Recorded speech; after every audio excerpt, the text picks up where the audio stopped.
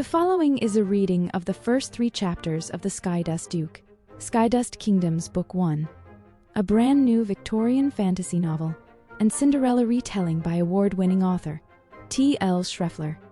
For more information about the series, go to www.skydustkingdoms.com. I hope you enjoy these first 3 chapters of the book. Please look for it on Kindle in March 2026. Link in the description below. The Origin of the Demon King, an excerpt from A Brief History of Nilos by Forsynthian historian Argyll Cartwright.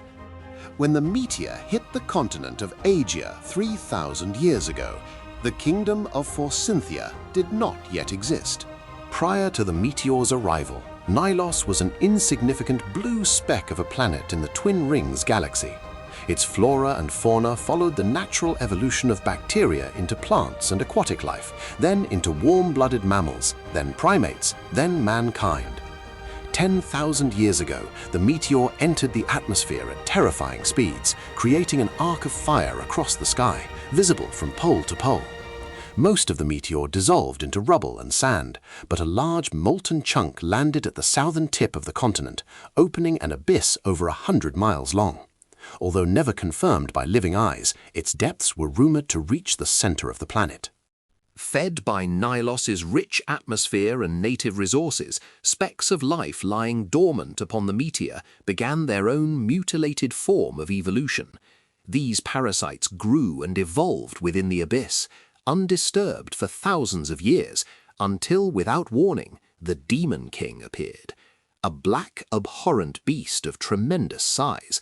Whether the creature was plant or mammal or insect or other remained unknown. Its body a writhing mass of tentacles with poison-tipped claws and acidic maw, the Demon King began spawning monsters into the abyss. At this time, as though orchestrated by a hand much greater than mere evolution, the luminous emerged, humans of immense power and talent rising up from among the normal population. Whether gained from meteoric dust or by destiny or fate, the ability to channel a mysterious power called mana manifested among certain people of Nilos.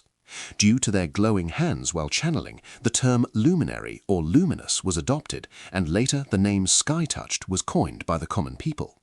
The most powerful channelers formed families, then allegiances, establishing the kingdom of Forsynthia as its ruling class. The same pattern repeated in the neighboring kingdoms of Brazea, Dressengard, Elysia, and Serenaya. Day-to-day life changed forever as generations of luminous soldiers went into the abyss to fight off the monsters and preserve Nilos's blooming civilization. Technology evolved, moving through the Bronze Age into the Iron Age. Then, with the advent of combustion engines, the world entered into a brand new era of industrial revolution. Guns were provided to the armies of Forsynthia to fight back the demonic horde, but bullets proved ineffective against the monster's alien powers. The sky-touched remained the most efficient means of combating the creatures. Gunpowder proved only somewhat effective against the Demon King's regenerative body. Despite technology's progress, it seemed only luminary soldiers were capable of restraining the horrors of the abyss, and so the luminous remained the sole protectors of the kingdom. Year after year, special units of Daemon Guard were trained by the military to protect the kingdom against the nightmares of the abyss. Many exceptional heroes rose up through the ranks of Sky-touched to defeat the Demon King. Over and over the war was won, and the enemy was declared dead. But it seemed that no matter how many times the Demon King was killed, the heart of it remained buried somewhere deep within the core of the planet. Like a tenacious weed, the creature would lie dormant for a period of time before spawning again. Sometimes the monster's dormancy lasted several generations, allowing the kingdoms of Nilos a chance to rebuild and their people to thrive. Sometimes its dormancy lasted only a decade or so before the creatures of the abyss surged again. And so the tides of war and peace, of chaos and security, came and went for the people of Nilos. Many stories have been written about warfare and battle. Fewer have been written about the aftermath. Our tale begins shortly after the Demon King's defeat, at the end of a grueling 10-year siege in the abyss, with the kingdom of Forsynthia returning to a period of uncertain peace on the cusp of industrial revolution.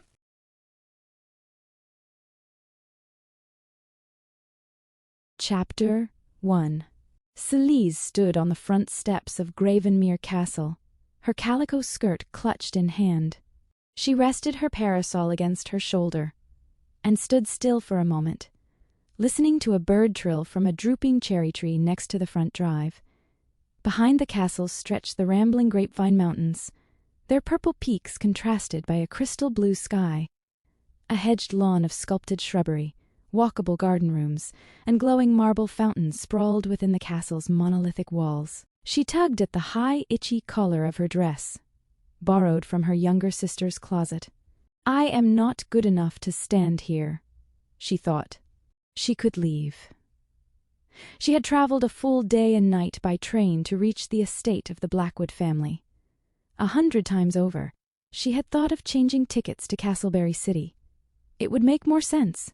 She could find work and a little room to rent, though she wasn't very good at anything. Still, she could clean, and she knew a lot about horses. She braced herself and rang the bell that hung beside the front door. The hollow brass sound startled a robin from a nearby tree. She watched the bird fly away. That should be me, she thought.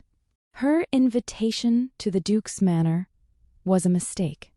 Celise remembered the day she and her sisters were summoned to the great hall by her father, Lord Elias Dhastel.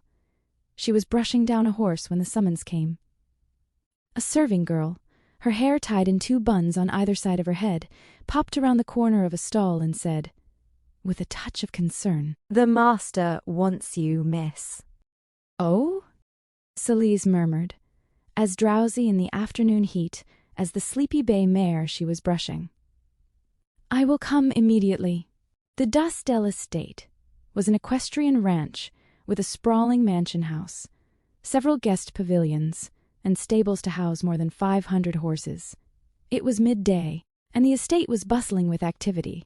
Horse trainers, wranglers, and ranch hands ran back and forth, pulling along a plethora of horses on leads. Dhastel stallions and draft horses were in high demand across the kingdom of Forsynthia. Their family was known for their specialty breeds, ladies' walkers, load-bearing draft horses, and hardy standardbreds. 10 years ago, her father was commissioned by King Valianth to breed a special warhorse for the Demongod.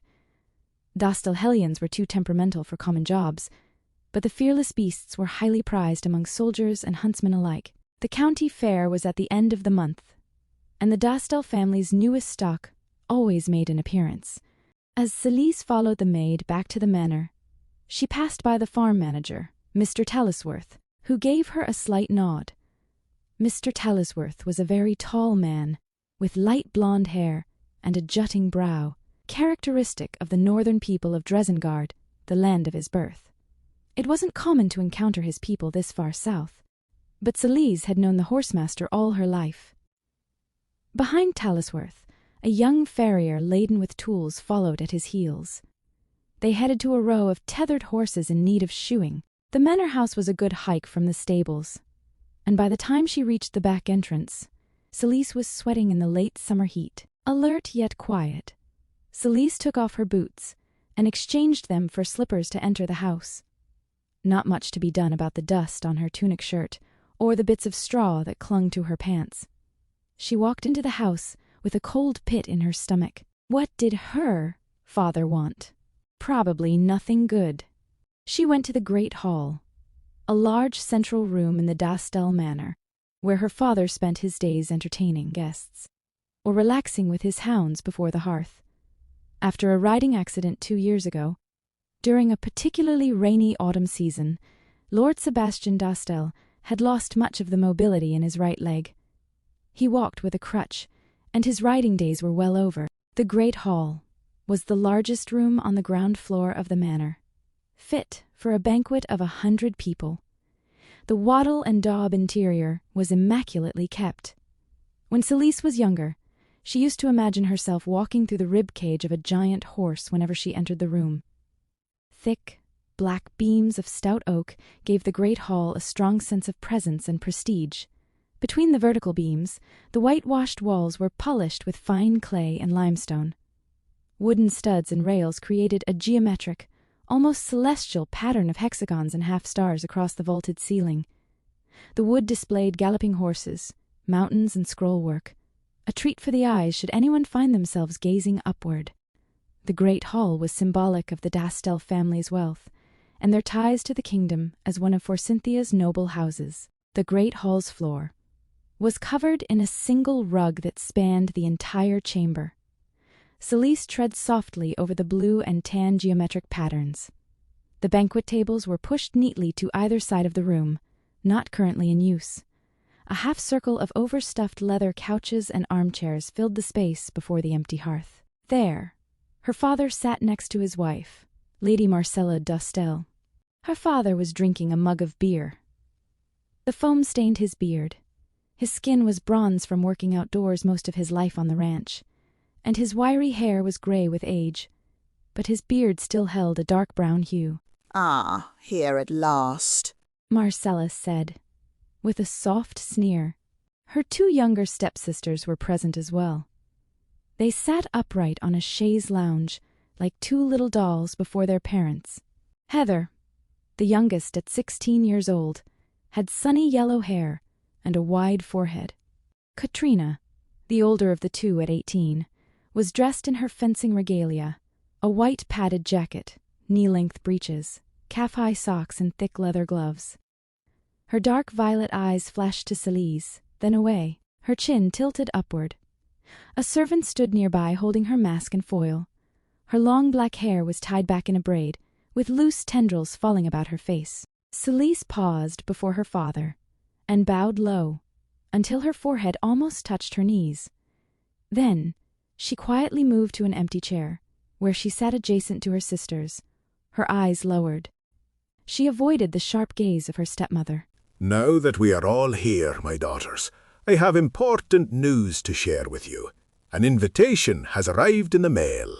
Lord Sebastian Dhastel's grumbling voice effortlessly carried through the great hall. Celise folded her hands in her lap and kept her eyes focused on the flagstone. Her raspberry-colored locks fell across her face in a wild tangle. She felt numb as Lord Dhastel opened a sealed envelope in his lap. He slid out a square of heavy cardstock and held it up to the afternoon light. Then he read the letter aloud to his daughters in a round, booming voice. "The Duchy of Gravenmere. Blackwood Hall. Heir of the restless moon, season of Ardersal. Month of Amberfin, day 26. To the esteemed Lord and Lady Dhastel of Windhaven Estate. It is with the highest regard that I extend to you and your household a formal invitation to attend a gala hosted at Gravenmere Castle on the evening of the 10th day of Duskwane. The gala is in celebration of the 32nd name day of my son and heir, Elias Blackwood, Lord High Commander of Firehelm Fortress and the Duke Apparent of Gravenmere. It is my sincere hope that you will attend, accompanied by your daughters, the ladies Heather, Katrina, and Celise. Their grace and upbringing shall lend great charm to the evening's festivities. Many notable members of the military and court will also be present. We anticipate an evening full of merriment and esteem. The gala shall include a banquet, formal dancing, and a concert by the Plum Dahlia Quartet, an award-winning ensemble out of Castleberry City. At the end of the evening, we ask that all guests plan to stay for a special announcement. Oh, well, isn't that nice? Kindly send word of your acceptance by courier no later than the 1st of Duskwane, that we may make accommodations for your household. We wait in anticipation of your reply. Signed, Bernard Friese, Clerk, penned on behalf of His Grace the Duke of Gravenmere, Lord Elias Blackwood. Her father finished reading, and silence fell upon the hall. Then Katrina and Heather burst out talking. "A ball at the Blackwood estate?" The Blackwoods are very rich, aren't they, Father? "Did His Grace write the letter personally?" What did he mean by a special announcement? Lord Dhastel, held up a strong hand, silencing his two younger daughters. Blackwood's clerk wrote it. It's a standard invitation. I expect many noble families received a similar letter. This will be a large event, the largest you've attended yet. I don't know what manner of announcement old Lord Blackwood refers to. I suppose that's what makes it special. I have my thoughts on that, Lady Marcella said. She plucked the letter out of her husband's hand and scanned over it, her lips pursed. The lady's black hair was braided on top of her head, held in place with 2 gold hairpins. Her skin was white as cream, just like her 2 daughters. Lady Marcella was many years younger than her husband, and it showed. He names our daughters specifically. It's been 2 years since the war ended. I think Blackwood is looking for a match for his eldest son. The mad dog Duke? But he's already been engaged 7 times. Hush, Katrina. Can you imagine what life would be like as a duchess? Either of you girls would be lucky to wed a Blackwood. A duke is still a duke. The room fell silent. As Marcella read over the invitation, her brow arched and a scheming glint in her eye. Then Heather chanced a question. Why do they call him the mad dog? Because he's utterly mental. Katrina giggled.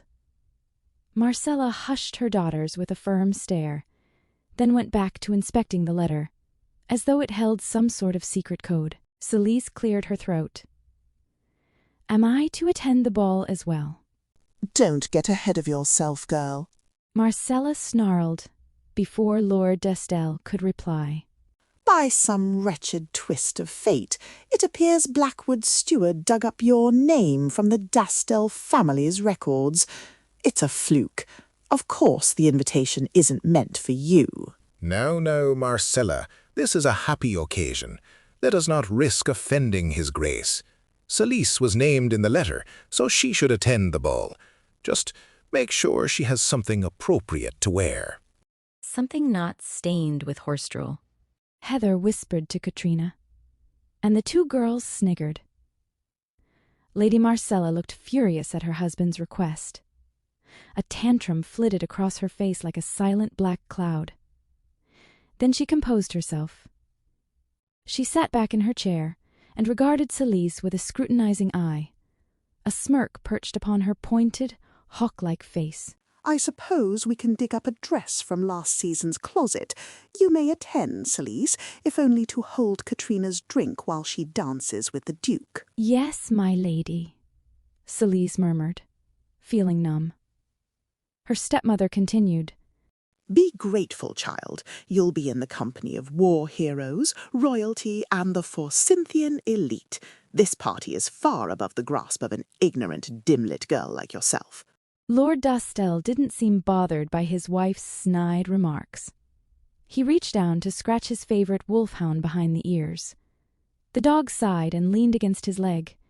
Celise watched through a tangle of raspberry hair. Her father continued, in his stately manner. I shall post our reply today. It's been some time since I visited the Blackwood estate. This is a good business opportunity. Old Blackwood has ties to the military. He might be interested in our latest stock of Dhastel hellions. I'll have to bring a catalogue. This last generation has a more natural amble, much easier to ride. You always think of your horses first, Marcella said, with a coy smile. She placed an elegant hand against her chin in thought. I will ask after Blackwood's wife, Astoria, and the reason behind this ball. I want to know what her grace plans for her eldest son. If this is about finding a bride, we must be prepared. I wonder if Lady Verabon has any tidbits to share. She and her grace are close. Our book club meets tomorrow. I'm sure the ball will be a popular topic of conversation. Then, with a rustle of skirts, Marcella leaned forward and smiled at Heather and Katrina. Now, girls, the most exciting part. It's time to order new dresses. Katrina squealed, while Heather clapped her hands. Lord Dhastel winced. A bit gruff, he said. Within reason, my dear. For this event we must spare no expense, my love. Marcella gushed, as though her husband were a naive lad. Our daughters must be dressed in the latest fashion. It will make all the difference. If Katrina is to become a duchess, she must look the part. I wonder if the Duchess Astoria has a favourite colour. I would guess emerald green, but that's the Blackwoods' house colour and a bit too on the nose. Come, girls, let's retire to the sitting room and we'll review my latest copy of the Modern Lady's Wish List. Katrina and Heather leapt to their feet, bowed to their father, then skipped from the room hand in hand, chatting excitedly all the way. Celise thought they looked like a prancing pair of show ponies, ready for their big debut at the circus. A bit slower, and much quieter, she rose to her feet and began to follow her stepsisters out of the great hall. She kept her shoulders hunched and her steps quick. She hoped, if she left quickly enough, her stepmother would forget about her. But Marcella wasn't finished. With a drawling tone, the lady called. Don't wander off, Celise. I will send the maids to your quarters this evening to take your measurements. A few of Katrina's dresses from last season should suit you. But first, immediately, I insist you take a bath. If we use enough soap, we should get the horse smell off of you. Celise stumbled, turned, and bowed to her stepmother, then to her father, even though he wasn't looking at her. Then she left the great hall. Chapter 2. The solid oak doors of the great hall shut with a resounding boom. Celise likened it to the closing of a coffin lid. She pressed a hand over the hard knot in her stomach. Standing in the empty corridor beyond the great hall, she gazed sightlessly at the floral wallpaper. She felt utterly blindsided. Attend a gala, she thought. Has my lord father lost his mind? Celise didn't consider herself truly part of the Dhastel family. She didn't often think about her noble blood. She lived in a room meant for a farmhand above the stables, and indeed, she felt more like a hired hand than a nobleman's daughter. The Blackwoods, on the other hand, were the elite. She was unfit to stand in the presence of such a high-status family. She had no interest in dancing with the young duke, or finding a husband of any kind. She was happily committed to her life as a spinster, and she expected to die an old maid. This is a mistake, she thought again. Hello, Sleddy? A voice interrupted her thoughts. Celise whirled around. Katrina emerged from the shadows next to the staircase. She carried her fencing foil in one hand and her leather gloves tucked under one arm. The buttons of her white jacket were popped open around her neck, revealing a cotton undershirt and a glimpse of her graceful collarbone. Katrina had obviously been waiting to catch Celise in the hallway before she could escape the house. A gleeful, malicious look sparkled in Katrina's eyes. Naturally a dark violet color, they glowed with a luminous light. Mana? Celise shuddered. She felt a terrible sense of foreboding. It's a shame you were accidentally named on the invitation. You're going to cause Mother so much needless worry. If you must attend, I promise I'll select my very best dresses for you. Only my favorites. Celise felt a burning sensation deep in her gut, a distant flare of anger. As a young girl, she had once sported a fiery temper, but years of Marcella's beatings and Katrina's bullying had taught her to hold her tongue at all costs. Still, that fire simmered deep down like hot coals in a forgotten hearth. She quickly pulled the wool over her feelings, tightening down on that burning core. "That's very considerate of you, my lady," Celise murmured, carefully pronouncing her words. The best way to put off Katrina's games was not to play at all. Don't you care about what you wear to the ball? "I have no desire to attend the ball, my lady," Celise whispered. "I shall only go if our father insists." Katrina's face contorted at those words. Our father? Don't be disgusting. You don't resemble our family in the slightest. That bitch who birthed you was a whore, and your real father was a farmer, I'm sure of it. That's what Mother believes. You're just a lousy, dim-lit commoner. The burning coals in Celise's gut grew a few degrees hotter. Katrina noticed. Her smile curled a bit wider. Don't think the Duke's invitation makes you one of us. You should make yourself scarce before the ball. Perhaps you should fall off a horse so you can stay behind. You want me to injure myself to avoid the gala? Celise asked, her shoulders stiff. Why not? I can help you. I'll make it look like an accident. There are many ways to fall down. Katrina's left hand was glowing with mana. She gripped her foil by the hilt. A silver-white sparkle worked its way down the length of the thin blade. Katrina lifted the foil and pressed it against Celise's shoulder. Point! A sharp zap of mana struck Celise through the blade. The impact threw her backward, as though struck by a 200-pound man. Celise was not very tall or heavy, and she slammed back against the wood-paneled wall with a soft ah. She bit her lip, already feeling the bruise spreading across her shoulder through her tunic shirt. She schooled her features.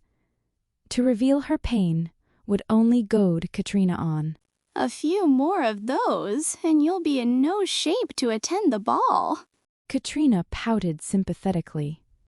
At that moment, light footsteps echoed from the top of the stairs, and Heather's voice called down to them. Katrina? Do you have Mother's copy of the Modern Lady's Wish List? I can't seem to find it. Katrina glared at Celise, a look that promised more pain to come. Then she stepped back. She tucked her foil under her arm and straightened her crooked collar. Celise took her chance to escape. Ducking down, she slipped around her younger, taller sister and threw herself toward the kitchens. Katrina caught her arm. Not so fast, sluggy. Consider this a warning. If you attend this ball, I'm going to torture you every step of the way. Celise felt her control slip. Perhaps I'll attend just to spite you, she said, her words pathetically soft, her throat stiff with fear and anger. What did you say? Damnable dust.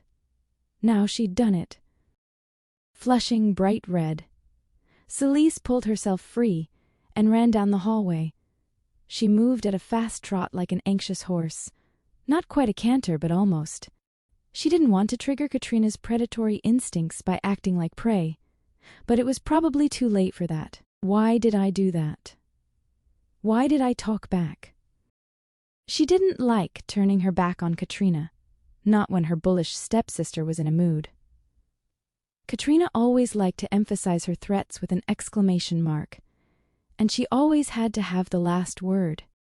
The muscles along her back remained tense, expecting one last blow. Celise didn't have to wait long. A gust of wind brushed her shoulder, spinning her around. The force of the push almost made her trip. She stumbled a few steps before catching her balance on a low wooden table at the side of the hallway. It was startling, but Katrina could do a lot worse. On top of the wooden table, a vase began to glow with a faint bluish light. Mana. The vase seemed to move by itself. Before Celise's eyes, the priceless object wobbled, unbalanced itself, and fell to the ground. No. With a quick dive, she caught it before it shattered on the floor. Oof, she fell, landing clumsily on her bruised shoulder, her arms wrapped around the heavy vase. She winced in pain, but the expensive heirloom was saved. Celise remained on the ground for a moment, her heart racing. If the vase had shattered, Katrina would have told Marcella, and she would have had Celise whipped. Cunning Katrina almost pulled it off. She heard a distant giggle. Then she heard Katrina's footsteps running lightly up the stairs. I'm coming, Heather. Just a moment. I was just dealing with the staff. Celise climbed to her feet, and carefully set the vase back on the small table. By the time she looked back at the staircase, Katrina was gone. She glared at the empty landing at the top of the stairs. The Dhastel family was luminous, boasting several generations of mana channelers. Unfortunately, Celise was a dunslug. She didn't have any evidence of the Dhastel gift, which made her common, unfit for the ruling luminous class, and less useful than half the kingdom's skilled workers. Without fail, all of the Forsynthian aristocracy were luminous, born with the ability to channel mana, a mysterious power stored within their physical bodies. It seemed that humans were either born with mana, or they weren't. The trait was passed down through bloodlines, but it sometimes appeared spontaneously among the working class. Some commoners were born sky-touched, and it was considered an immense blessing from the celestial goddess, Valestra. Either they enrolled in the military academy as soon as they turned 16, or they attended special schools to apply their mana to a trade. Some became exceptional musicians, seamstresses, bricklayers, or other artisans, but not Celise. Hers was a normal, ungifted life. The midwife had identified her as a dunslug shortly after her mother died in childbirth. Many times, Celise had tried to prove the midwife wrong. Young children often got flickers of mana in their hands before they learned how to regulate it. On rare occasions when her temper flared, she imagined a sense of power gathering in her palms, just like she felt now. With a bit of force, Celise thrust out her left hand, as though shooting a blast of energy out of her palm, straight at the top of the stairs where Katrina had disappeared. She clenched her jaw and held her arms stiffly before her. Nothing happened. Nothing ever happened. A few seconds passed. Then, with a sigh, Celise abandoned her ridiculous pose. She continued on her way to the kitchen at the back of the house. As Celise approached the door to the kitchen, a maid with a tray full of biscuits launched past her. "Out of the way!" the maid barked, almost slamming into Celise, who shrank back, pressing her slight form against the wallpaper. The very definition of a wallflower. Just inside the kitchen, a bell rang incessantly. There, a wood panel displayed almost 30 different bells. Each one was numbered. Each one was shined. Celise didn't know how the technology worked, but she knew the Sky-Touched had an easier time manipulating shined objects than regular ones. This bell belonged to Lady Marcella's room. The mistress of the house had some meager channeling ability, though not as powerful as her daughter Katrina. Marcella couldn't do anything truly impressive, but her powers were strong enough to frighten the staff. A plate exploding in the middle of a tantrum wasn't unheard of. Once, the butler had fallen down the stairs under suspicious circumstances and broken his wrist. Lord Dhastel had given his wife a firm lecture behind closed doors. Laws protected commoners against that kind of thing, if Marcella were caught. She was never caught. Celise watched the panicked maid flee down the hallway with her tray. She imagined Lady Marcella seated in her private rooms with her 2 daughters, the latest edition of Modern Lady's Wish List in her lap, picking the most popular designs for their new dresses. They'll cost a gold lark apiece, no doubt.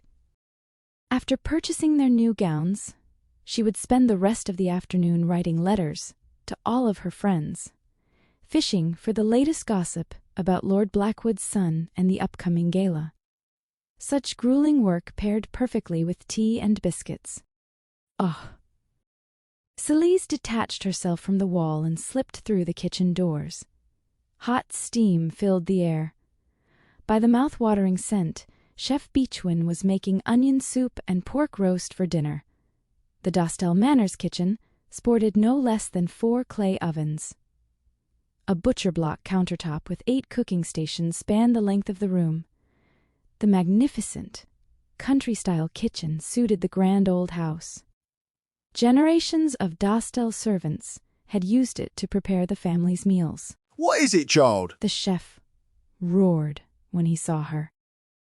He took a second look, then yelled to his wife. Lilibeth, see to the girl's needs. She looks ready to fall into a pot. Lilibeth was up to her elbows in a sink full of dirty dishes, with a scullery maid on either side. As the chef's wife, she oversaw the desserts and breakfast menu for the household.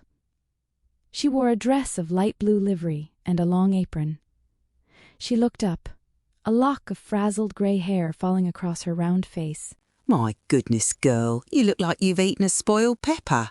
Come, sit down out the way. Chef's busy. You know how he gets round a roast. In the heat of the kitchens, Celise was beginning to feel more and more light-headed. She mumbled. There's a ball at Gravenmere Castle. It's a birthday party for the mad dog. Oops, sweetheart, easy does it. Don't lose your feet. Lilibeth took her by the elbow and guided her to the corner of the kitchen. Celise found herself sitting on a wooden stool with a biscuit in hand. Lilibeth patted Celise's sweaty face with the corner of her apron. Now, what's this about a birthday party for a dog? Sounds like utter nonsense. She means the mad dog, Duke. Don't you read the lady's letter? I didn't know you could read, Ivy. Oh, I can't, but Dasher can. She keeps us all updated on the latest news. Everyone is calling Lord Elias Blackwood the Mad Dog Duke. Blackwood? You mean that soldier, the hero of the realm, the man who defeated the Demon King? The very same. Oh, I went to a parade in his honour after he returned from the war. Oh, well, I can't be bothered with that now. Celise is in a state. Celise spoke up, still light-headed. Lady Marcella told me to bathe, to get the horse smell off, before the dress fitting, for the gala. Lady Marcella, she would rather lick a toad than let you attend a ball. Shut your trap, Miss Ivy. Lilibeth snapped, glaring at the outspoken maid.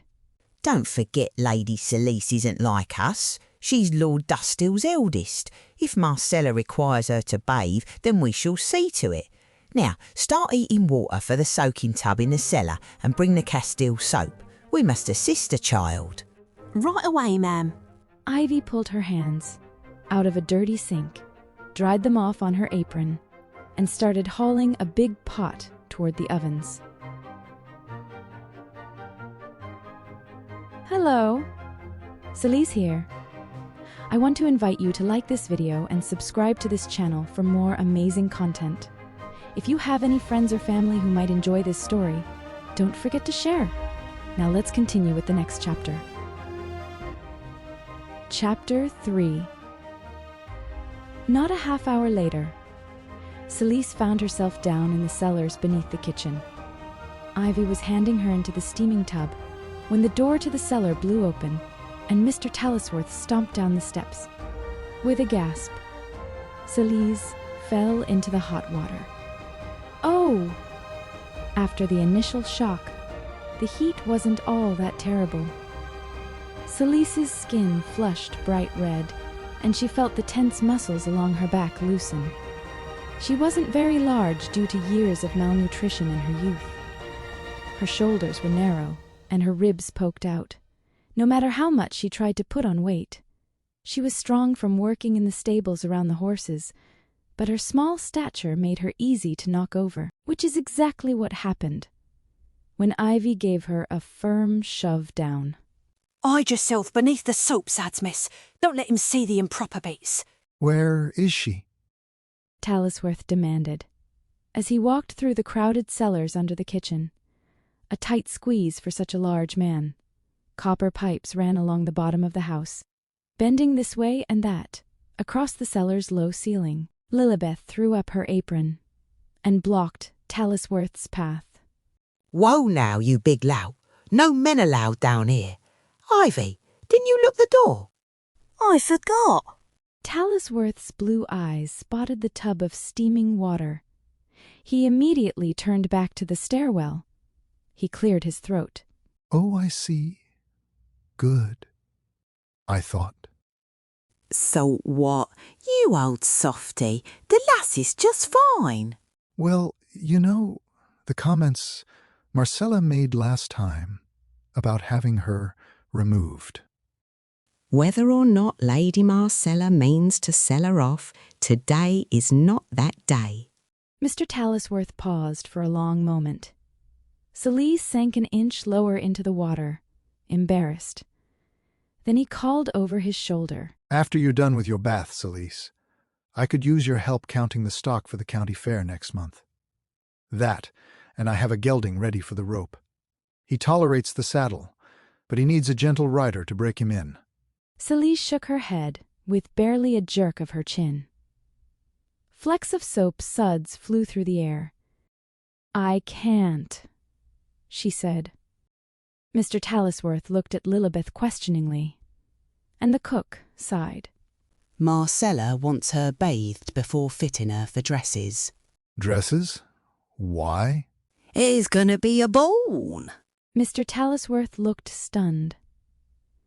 Celise wished she could evaporate like the hot steam.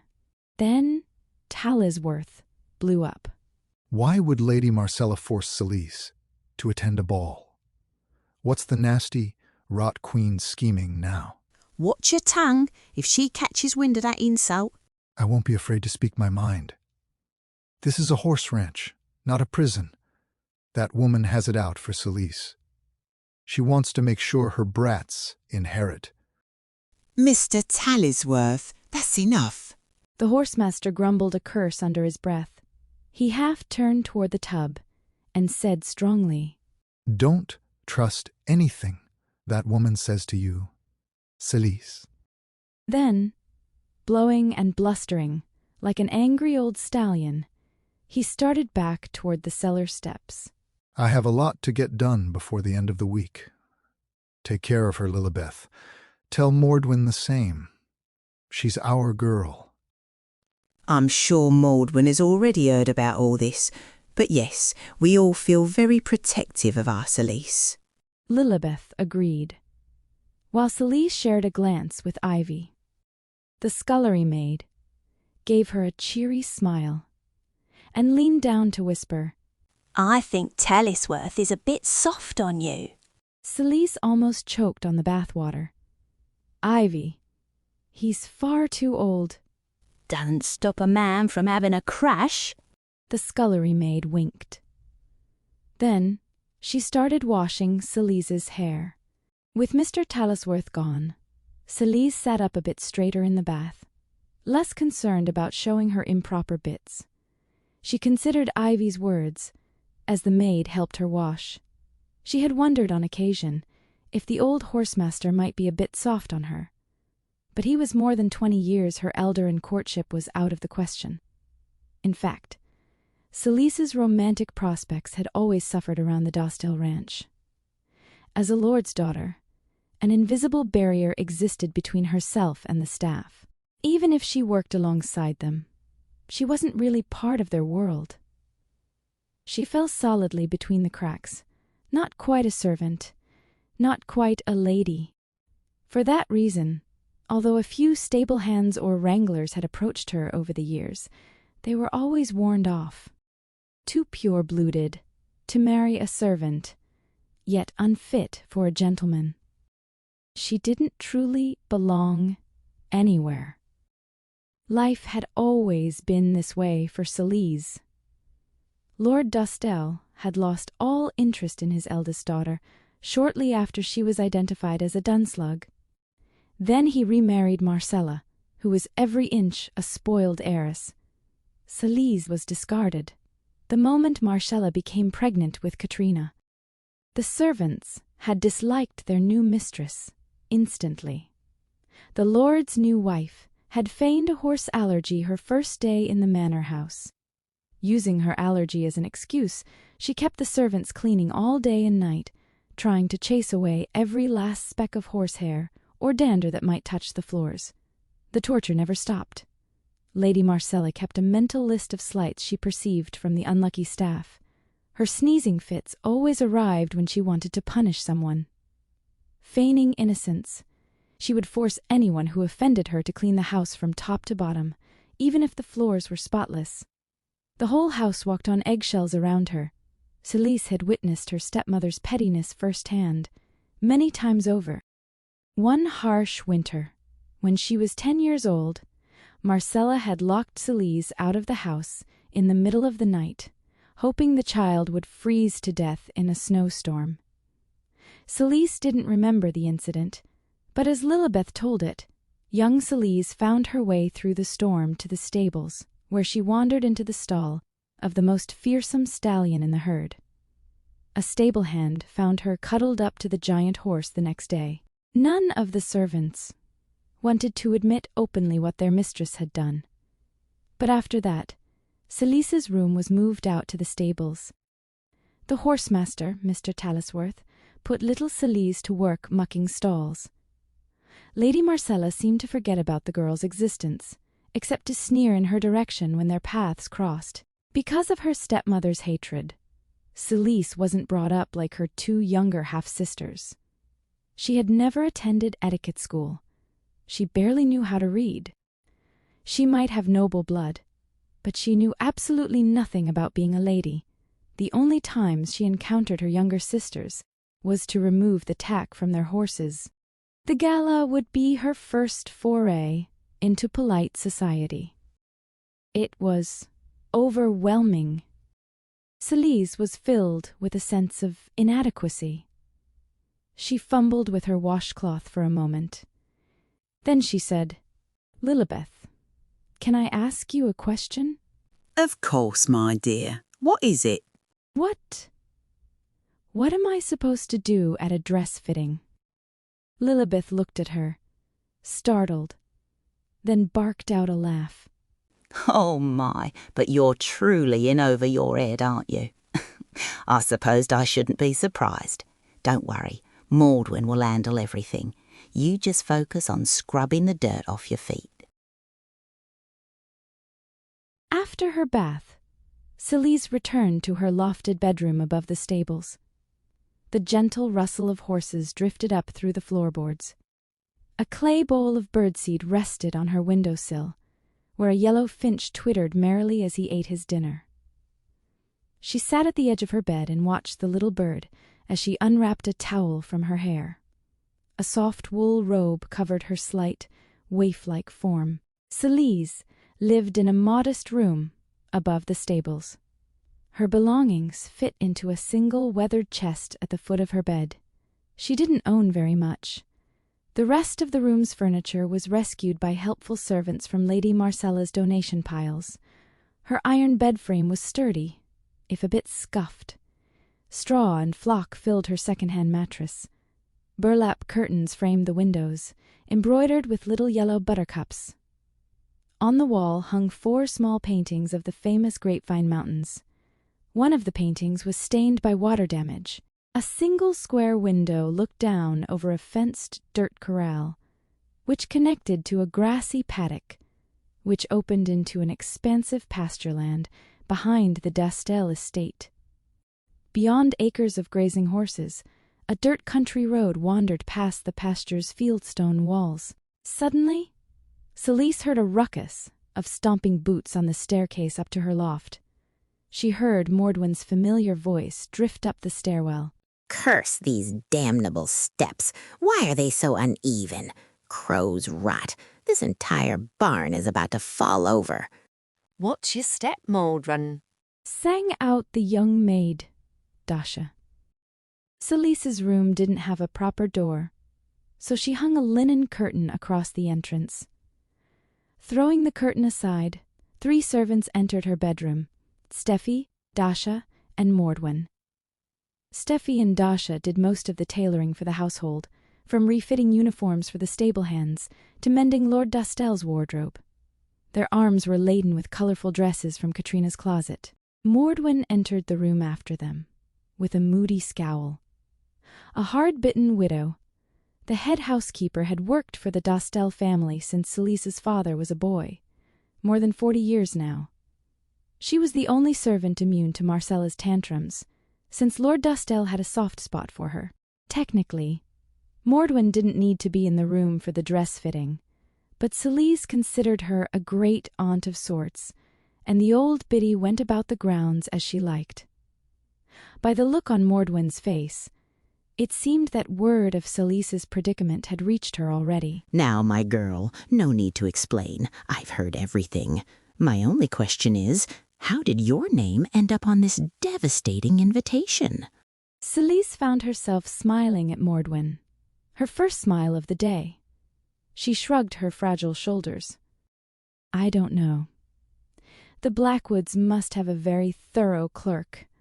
That's right, very thorough. But I think we best consult the cards for this. It all seems too auspicious.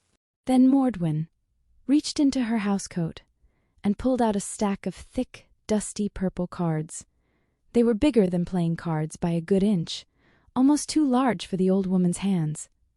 The backs were decorated with geometric patterns printed in bright goldenrod, visible against the purple cardstock.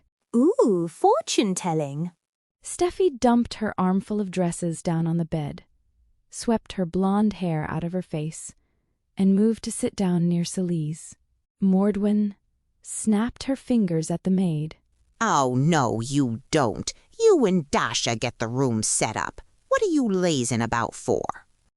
Steffi pouted and stood up again, then went to help Dasha lift a heavy mirror up the staircase. In the meantime, Mordwin shuffled her cards. Celise felt hypnotized by the geometric patterns sliding back and forth in the master's hands. Mordwin never explained why or how she shuffled, but she used various techniques, her lips screwed into a frown, her eyes focused on a distant spot on the wall. Then she withdrew a card. She glanced at it, grunted. What is it? Celise couldn't help but ask. Mordwin revealed the card with a bit of flair. Celise's eyes fixed upon the painting of a pale hand holding a glowing wand. Aha! I knew it. This is more than just a chance invitation. Valestra's wand is stirring the pot. This, my dear, is fate. Celise's expression remained unchanged, but Steffi let out a loud gasp from the stairwell. She called up to them. You drew Valestra's hand. That's so rare. Watch the mirror, Dasha shouted when they almost dropped it. Together, the two girls wrestled the heavy mirror into the bedroom, then placed it against the wall, next to Celise's bed. Mordwin pulled out another card from the deck. This time, it was the symbol of the wise man, the zodiac sign for the month of Dusquan. It means a change in your destiny. Coupled with Valestra's wand, this is very auspicious. Whatever happens at Gravenmere Castle will change the course of history, perhaps for the entire kingdom.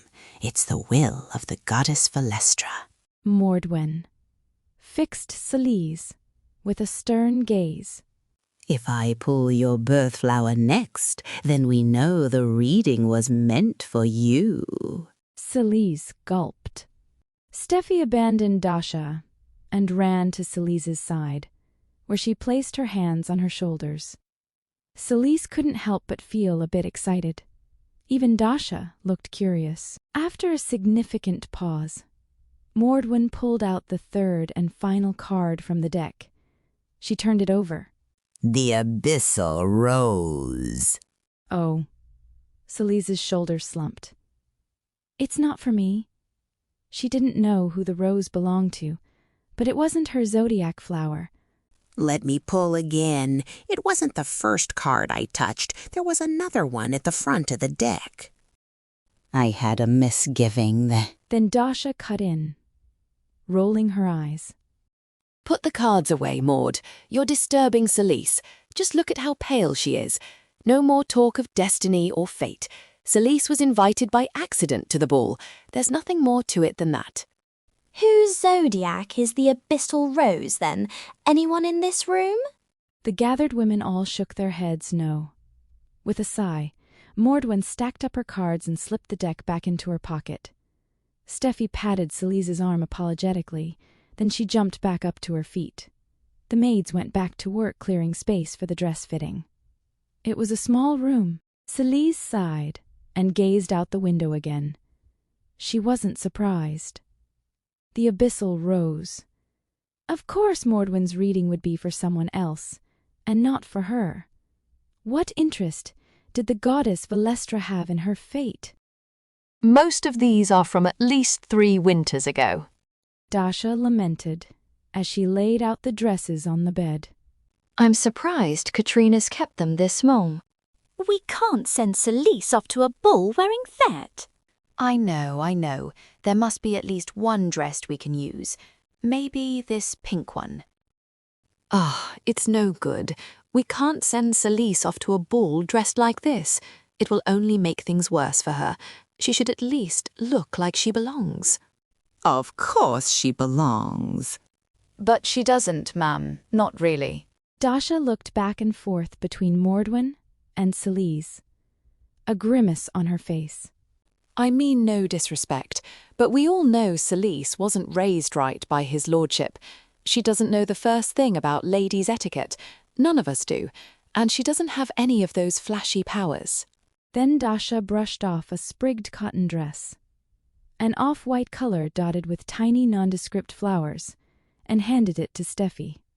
Put this one in the maybe pile. Celise continued to gaze out the window, her thoughts out past the distant purple mountains. She barely heard Dasha's comment. She was used to being talked about, as though she weren't there. I think Katrina is a more likely match for the Duke. She just made her debut this past Vimspring. She's fresh on the market, if you know what I mean. Besides, she has everything a military man could want in a wife. She's luminous and a gold medalist at fencing. Junior League. I think Elias Blackwood will fall head over heels for her in a heartbeat. Celise privately agreed with Steffi.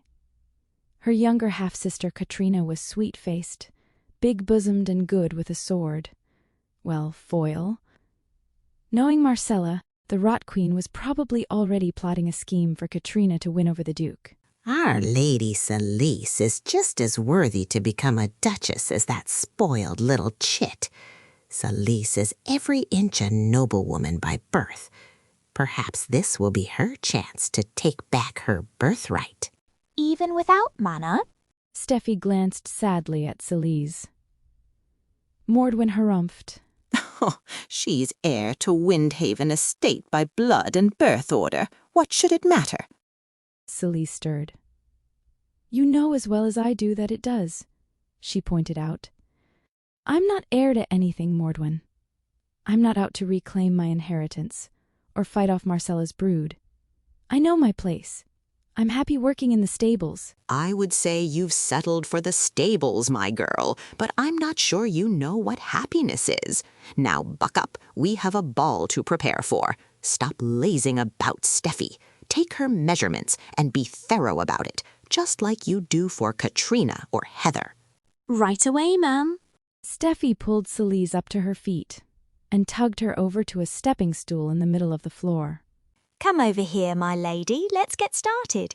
It won't take but an hour and we'll go quick. I'm already behind on this afternoon's mending.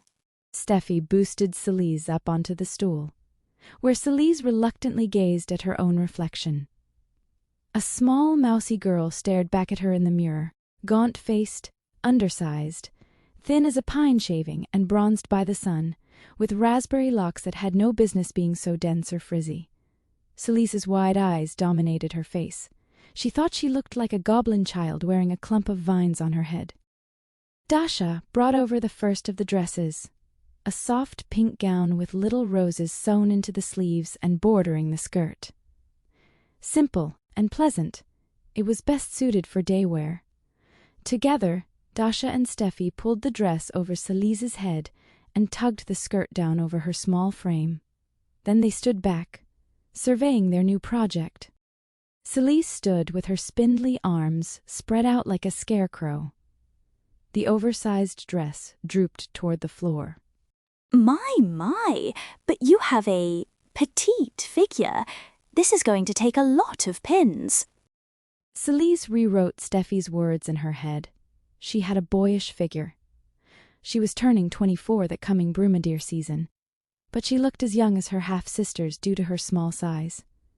Katrina's dress was cut for a figure much more curvaceous and womanly than her own. Celise considered herself pretty enough, even though beauty had never made a difference in her life. If she wore a bulky jacket and tied her red hair up under a cap, she could pass herself off as a boy, which is how she dressed around the stables. Even on a renowned ranch like the Dhastel estate, it wasn't safe for young women to work alone. Her father employed dozens of stable hands and farriers, and the workforce changed season to season, as part-timers left during the winter months and new ones were hired each spring. She had learned to hide her femininity as much as possible. As the maids tucked and pinned Celise's new dress, Mordwin strolled about the room, inspecting the furniture and checking the corners for rat droppings or cockroaches, as though she didn't visit Celise's loft at least once a week. She picked a russet apple out of a basket on Celise's dresser and took a big bite. Then she sat down on the bed with a sigh. So then, what's all this about a mad dog duke? You really don't know? I keep hearing that name, Celise said. Why do they call Elias Blackwood that? Dasha jumped in to explain. The Lady's Letter ran an article about him a few months ago. They dubbed him the Mad Dog because he chased Lady Raelia Riverton out of his house with a sword. He was frothing at the mouth. Haven't you heard? Of course she hasn't heard. Our dear Celise doesn't read that brain-rot rubbish. The Lady's Letter is nothing more than a gossip column. Dasha rolled her eyes, shrugging off the old maid's grouchiness. Well, according to the letter, Elias Blackwood has a sinister reputation. He's been engaged 7 times since returning from the war. All of his fiancées flee from him. He carries horrific scars from the battle. His arms and face are mutilated by fire. He walks with a limp and drools continuously. His teeth are all broken. He mashes up his food and drinks it through a straw. He's cruel and eccentric and unfit to wed anyone. How ridiculous to say that about a war hero. Mordwin huffed, but Steffi carried on. They say the military altered his mind with all sorts of strange spells and hexes when he fought in the abyss. They say the war drove him insane. Perhaps he's a bit eccentric. He's horrible, trust me. Servants talk. A brief silence fell on the room. That's the problem with living in the stables, Celise thought with a bit of irony. The horses don't know the latest gossip. If he's so harsh, then why is he throwing a big party? Celise asked. Mordwin answered her question with a sigh. It's likely his father, old Lord Blackwood, who's throwing it for him. They're hoping to land a bride for the hero of the realm. Really, it shouldn't be that hard.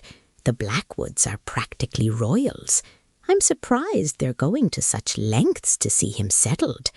The gossip must be particularly bad. Dasha and Steffi exchanged a meaningful look that Celise couldn't read. Then they returned to pinning her dress. Is any of it true? Celise wondered, thinking of the coming gala. She couldn't help but feel a bit curious. The Lady's Letter was a popular magazine based out of Castleberry City. It published all sorts of gossip about the nobility, important parties, latest trends, new engagements, and profiles of the most eligible bachelors or bachelorettes of the season. Of course, the letter was sensationalized to entertain its readership. But if Lord Elias was crippled and scarred, that explained why he couldn't find a bride, and why old Lord Blackwood would use his son's birthday as an excuse to throw a gala. Celise wondered if the war had truly driven Elias Blackwood insane. Only 2 years ago, the soldiers had returned home with the Daemon King vanquished. The siege in the abyss had lasted 10 years. She didn't know if Lord Elias had spent an entire decade fighting monsters underground. Surely, that would make anyone lose their mind. She thought of Lady Marcella's words. A duke is still a duke. In a soft voice, Celise mused. Do you really think Lady Marcella would marry off Katrina or Heather to the mad dog? I think that woman would do anything for power. Dasha nodded, her mouth full of pins. Steffi looked pale. Good riddance, Celise thought. If Katrina marries the Duke, then she'll leave the Dhastel household to go live at Gravenmere Castle. Maybe then I'll have some peace. Celise wished her little sister the best of luck. The following day, Celise's father summoned her into the dining hall just after the dinner hour. Celise didn't have any time to change out of her work clothes, but found herself running into the manor house with muddy boots and a stomach full of dread. Once again, Celise entered her family's presence wearing dusty overalls and a tweed cap over her braided, pinned-up hair.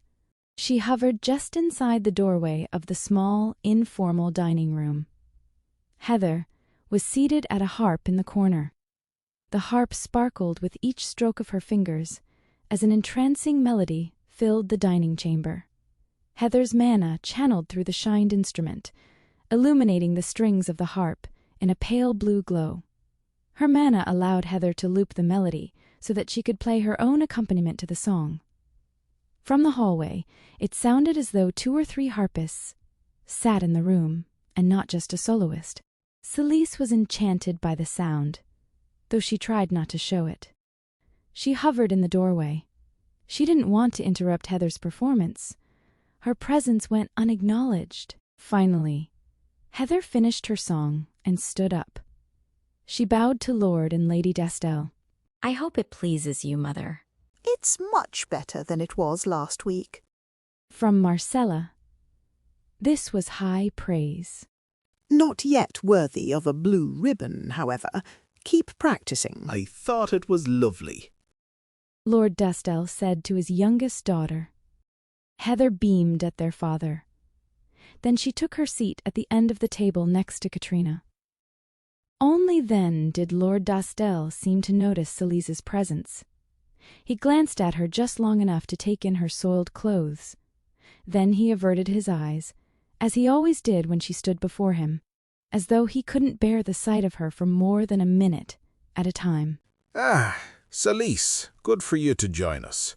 Marcella and I have been discussing the coming ball and banquet at length. We've decided you should eat with us in the main house until the gala, so you can learn proper table manners. Lord Dhastel motioned to an empty chair near the end of the table, close to her sisters.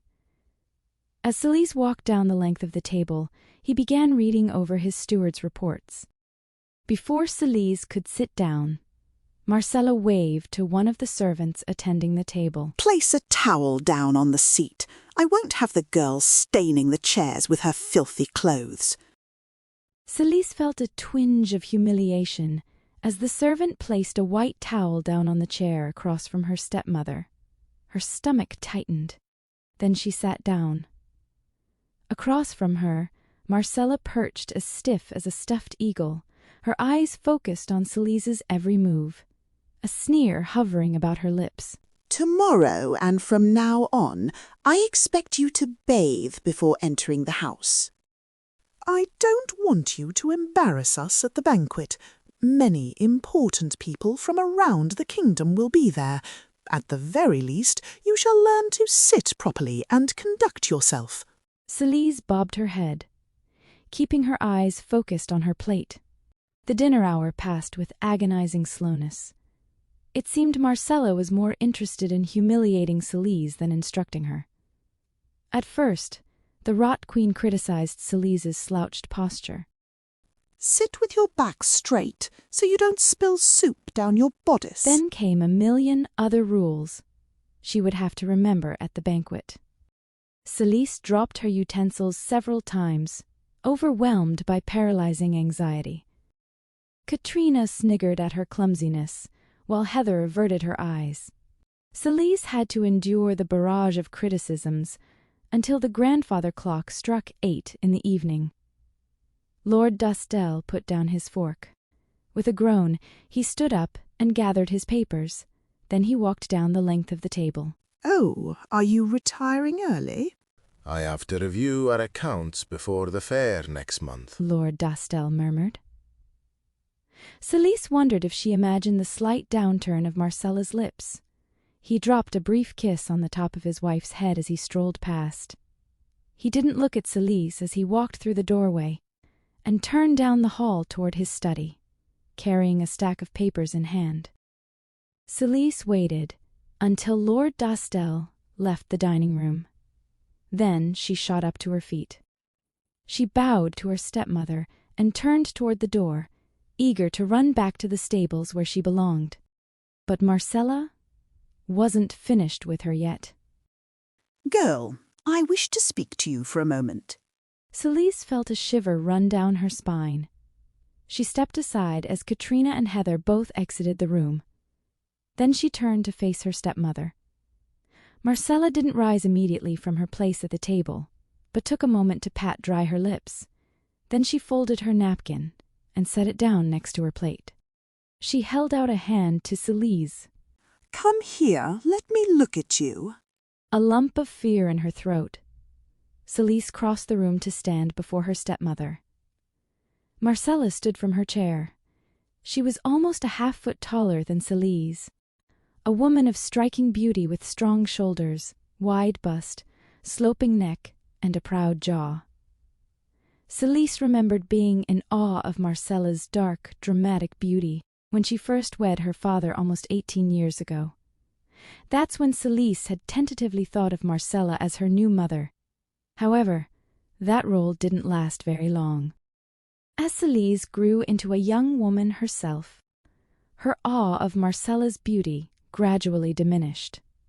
Now, nearing the age of 40 turns, Marcella's jaw was a bit more heavy, her eyes a bit less bright, and an extra 30 pounds clung to her tall frame.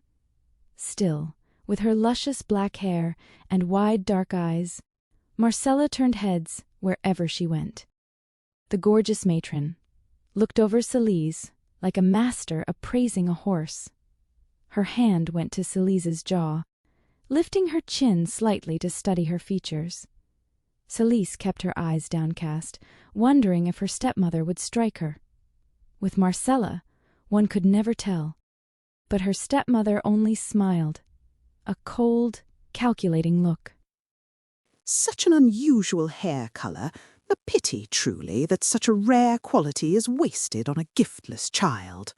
I assume you take after your mother, because you look nothing like your father. I doubt anyone would believe you're my daughter. Celise cleared her throat. If it pleases you, ma'am, I can accompany you as a servant alongside Dasha and Steffi. Unfortunately, no. Old Lord Blackwood named you in his invitation, so you must appear among the nobility, no matter how unsuitable I find you. Your name will be on the guest list, so you will be announced alongside Katrina and Heather. I see. I don't expect you'll have any luck with the Duke, unless the mad dog has a taste for urchins. I would never presume to dance with the Duke, Celise said. Of course you wouldn't, and I forbid it. Celise's eyelids fluttered. She glanced up and met Marcella's gaze, then looked away. Marcella spoke softly, but her words were laced with ice. Celise knew what the threat meant. She bore several scars along her back from Marcella's punishments. The Rot Queen never wielded the cane herself, but enlisted her loyal staff to do it. The carriage driver, the gardener, and Lord Dhastel's footman were all in her pocket, and many of the ranch hands as well, who were still taken with her beauty. Was that a defiant look? No, ma'am, Celise whispered. Don't cross me. Celise flinched, expecting a strike that didn't come. Now, you listen to me, girl. You are only attending the dance to support your sisters. Don't you dare do anything to embarrass my family. If you put so much as a foot on the dance floor, or cause any kind of scandal, you will rue the day you were born. Your father might be against sending you to a convent, but there are other places for unwanted women. Celise didn't react to her stepmother's threat, but did her best to pretend to be deaf and dumb. Marcella released Celise's jaw, her hand falling back to her side. For the next 2 weeks, you shall meet with me for an hour each morning until we leave for Gravenmere. I will do my best to make you presentable for the gala, although I feel my efforts will be wasted. Do not make me regret this. Yes, ma'am. I will do whatever you ask. Good. Now, when we meet tomorrow morning, you must wear a skirt and slippers, not men's clothing, and nothing smelly or covered in hay. As the long list of requirements spilled from Marcella's lips, Celise found herself hunching lower and lower. Maybe I should fall off a horse to avoid the ball, she thought. It sounded a lot more pleasant than enduring the next 2 weeks of torture. I will see you in the morning in the Great Hall. Don't be late. Marcella dismissed her with a wave of her pale hand. Celise bowed deeply and left the room. As soon as she entered the hallway, she started to run, unable to restrain herself any longer. Her boots pounded on the floor as she darted down the length of the dark manor, passing by dim wall sconces and charging down wood-paneled hallways. She flew out the back door and across the wide lawn, barreling toward the stables like a galloping horse. It was hard to breathe in the house, but out under the stars, she felt much better. Her claustrophobia faded. She ran until she was covered in sweat, her legs aching, her lungs heaving. Then she threw herself down upon the cool grass. I can't do this, she thought. It's too much. I'm not like them. I'm not meant to be in high society. Her stepmother's thinly veiled threat echoed in her head. There are other places for unwanted women. She thought of Lilibeth's echoing concern. Whether or not Lady Marcella means to sell her off, today is not that day. So, the Rot Queen had threatened to sell her. When this conversation had taken place, and with whom, Celise didn't know. But it seemed like Mr. Talisworth and Lilibeth were well aware. Where else could Marcella sell her off but the Painted Lady? Courtesans of the Painted Lady offered companionship to the most wealthy clientele. It tried to present itself as a respectable place for men of a certain class, but at the end of the day, a brothel was still a brothel. This past summer, Lilibeth had pointed out the establishment in Castleberry City along the riverfront. Celise had wondered why the cook's wife bothered to tell her about it, since she had no interest in a gentleman's club, but now she understood. Lilibeth had been trying to warn her. Since Celise was a dunslug, and her mother had passed away at birth, she was an ideal candidate for such a place.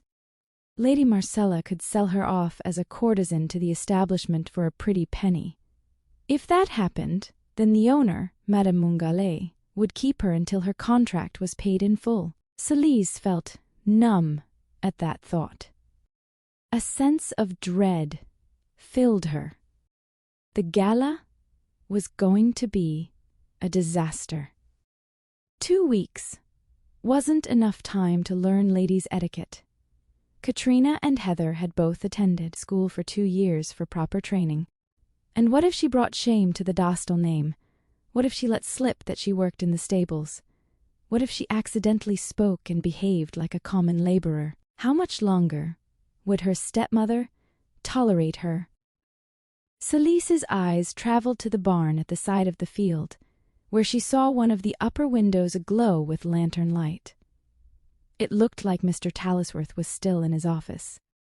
She gazed at that warm window for a long moment. Should she go to him? Tell him her fears? Ask him to help her with some scheme to avoid the ball? He would help her, but was there truly any escape? If Marcella intended to sell her off, could anyone protect her? It all seemed out of her hands. Celise sighed, her eyes returning to the 2 moons above her. One was high in the sky, a pure silver color, while the other was close to the horizon, a pale orange like a copper coin. The celestial goddess Valestra governed over the two moons. Only during Halcyon did they appear in the sky at the same time. But the summer months of Ardersall had yet to end. It seemed the twin moons were dancing early this year. Mordwin would say it was a sign of what?